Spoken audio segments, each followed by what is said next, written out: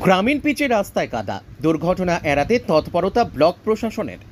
দুদিন আগে নারায়ণগড় এলাকায় গ্রামীণ রাস্তাতে কাদা জমে প্রসূতিকে হাসপাতালে নিয়ে যেতে সমস্যা হয়েছিল। তারপরেই জেলা প্রশাসনের নির্দেশে বিভিন্ন এলাকায় গ্রামীণ রাস্তার ওপর জমে থাকা কাদা সরাতে তৎপরতা তৈরি হয়।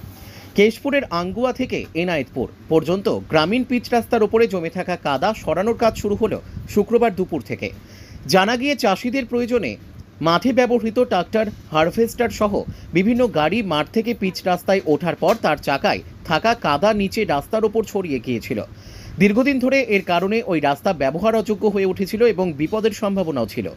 স্থানীয়দের কাছে খবর পেয়ে কেশপুর ব্লক প্রশাসনের পক্ষ থেকে শুক্রবার ওই রাস্তার ওপর জমে থাকা কাদা মাটি সরানোর কাজ করে একদল কর্মী।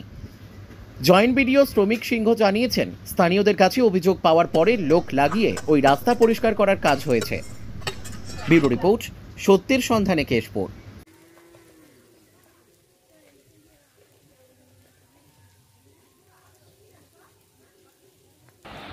আমার কাছে খবরটা এসছে কিছুক্ষণ আগে।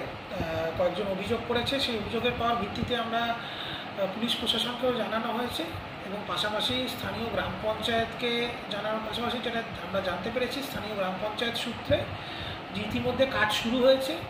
আগামী কয়েক ঘন্টার মধ্যে কাজ শেষ হয়ে যাবে, আবার চলাচলযোগ্য হয়ে যাবে।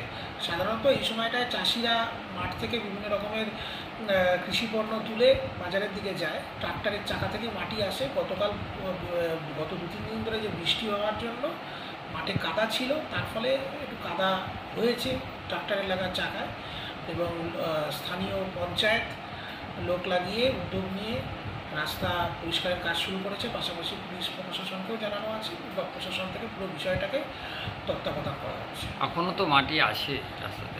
আগামী কয়েক ঘন্টার মধ্যে একদম চলাচলযোগ্য হয়ে যাবে। আজকে যতক্ষণ না হচ্ছে কাজ চলবে।